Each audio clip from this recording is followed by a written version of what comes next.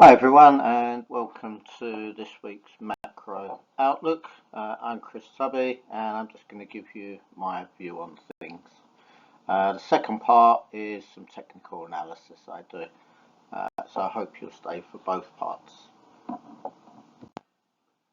Okay, so let's start with taking a look at last week. So stocks kept steady, posting further record highs.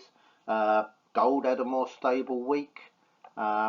Sort of a smaller range, closing at 2018 price, that is. And oil finally broke out of its range, moving higher. WTI actually closed above $78. And that was really after a Trafigura ship was hit, and also the prospect that China's economy may finally have bottomed out. China keeps adding more and more stimulus to try and help a little. Of course, the problem is that they're still suffering from deflation. They've got high local government debt, and of course that's linked to their very weak real estate market. Also, their exports have dropped. I mean, just manufacturing globally is sort of weaker anyway. And they do have very high youth unemployment. An interesting fact is the CSI 300 index has dropped 40% in 3 years, and that's wiped $6 trillion from its value. Okay, so the central bank meetings are picking up pace as they start 2024s. The ECB last week left rates unchanged, and they claim that they're going to remain data dependent. Again, not quite such a strong position as the US. So this week we do have more central bank meetings, including two of my favourites, which is the FOMC and the Bank of England. But we're also going to see plenty of data this week from countries around the world. There's some GDP coming out, there's inflation data, some PMIs, and of course in the US, where the main focus will be up from midweek, which is when the ADP and on Friday the NFP is released. Now, I do like to look at the hours worked, the wages, etc., because they're all the inflationary elements. Unemployment is low in the US, so it doesn't really sort of tick that many boxes for me. I'm much more sort of still focusing on the inflation elements. And of course, the US continued to deliver strong data. As I've been saying and commenting week after week, they have by far the best economy in the world. And of course, we saw that with GDP increasing to 2.5% year on year. And then on Friday, we saw PCE came in at the lowest for 3 years. The core was 0.2% month on month, and that gave a 2.9% year on year. It seems to me that they're sort of enjoying the best of both worlds. They've got inflation sort of dropping, while consumer demand remains strong. And of course, for me, that means that the US remains in a class of its own, sort of regarding its economy against its peers. And of course, that does sort of leave a soft landing very likely. I mean, the biggest reason for that is the amount of stimulus, the trillions of dollars they pumped in over COVID. The only thing that there seems to be that could delay a Fed cut at the moment in May or June is obviously the geopolitical landscape. Putin's suggesting he may be ready to sit at the table and discuss, potentially the end to the war with Ukraine. However, for me, that sort of seems to indicate that he feels that he has the advantage at the moment. And that could be the case, as I've sort of mentioned in the last week or two. It seems to be more about who's got the weapons at the moment rather than the best strategy. While we're on wars, Israel continues its progress more south in Gaza. Obviously they're still pressing to try and destroy Hamas. This continues to sort of trigger these Houthi attacks on ships in the Red Sea.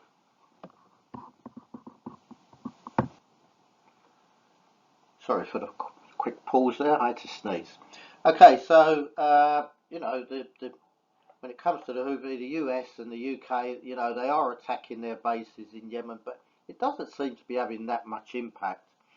However, to me, if all the ships were inspected at sea before they got into port, then perhaps, you know, they could cut off the supply of weapons to the Houthi, which would obviously reduce the attacks. And of course, the fact is now that many are opting to avoid the Suez Canal completely and to transport their goods the long way around. You know, which takes anywhere, I suppose, from another 2, possibly 3 or 4 weeks. And of course, that's likely to push costs higher, and that has the potential to add to inflation in the short term. Central banks continue to reduce their balance sheets. In my view, it's just too slowly. They could be more aggressive with that. And you know, that's one of the problems. You know, when they do quantitative easing, they're ultra aggressive. And when they're tightening, they're sort of very passive. And to me, that means that they're going to be lucky to sort of cut that balance sheet by 50% before the next crisis. Because we know there's got to be one. It's just a matter of when and why. And I still expect probably there to be just the 3 Fed rate cuts of 25 basis points each this year. That's of course unless they do start in March, then it could easily be 4. You know, I just believe that they would be wise to see at least 3 months of sort of that level 2% inflation before cutting too early. Seeing inflation jump again, especially with what's going on geopolitically, which again could then put them into a position where, you know, they can't cut anymore, or maybe even have to hike, which would be sort of very embarrassing. Looking at the week coming, we have some of the tech titans reporting. We've got Microsoft, Alphabet and Apple. If you look last week at Musk, if you have to, he lost about 18 billion after Tesla disappointed. And, you know, again, there's, you know, EVs, there's more competition around, and Tesla's been cutting prices, potentially bringing out cheaper models, etc. And of course, all of that eats into the profits. So that's pretty much it for my macro outlook this week. Short and sweet, hopefully. And that just leaves me to wish you the very best of luck for the coming week.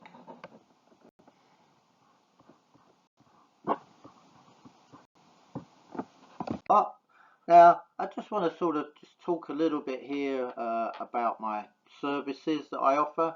So there's a daily newsletter that includes global news, headlines, my views, full articles.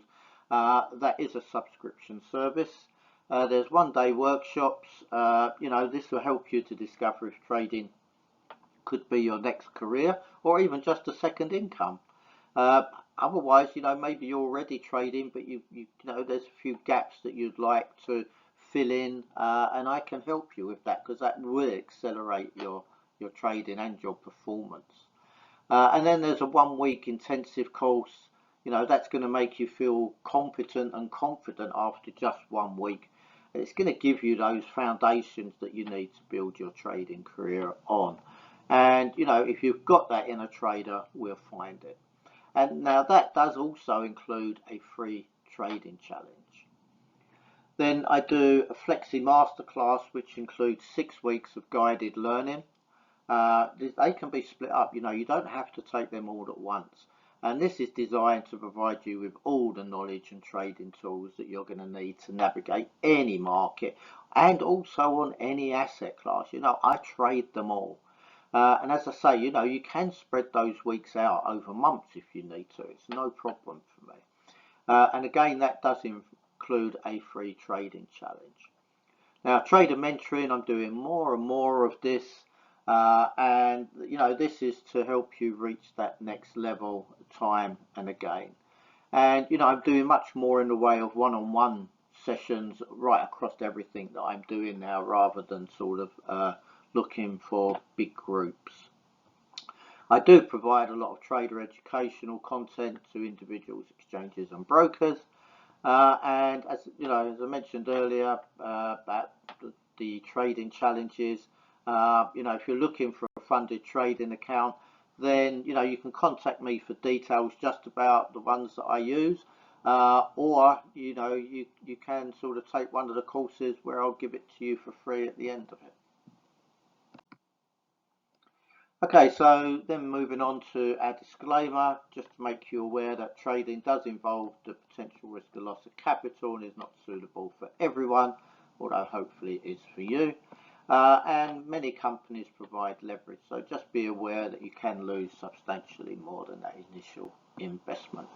Everything I include in here is just purely for educational purposes. I'm not trying to encourage you to trade or invest. That must be your decision. And of course, you know, before you make that decision, you've got to consider the risks involved, definitely your financial situation, your level of experience, and your risk appetite.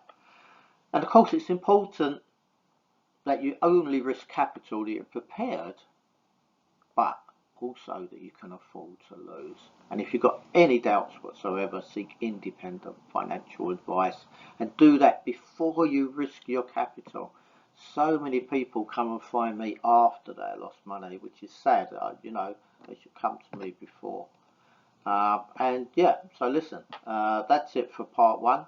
I hope to see you in part two, where I'm going to do some technical analysis.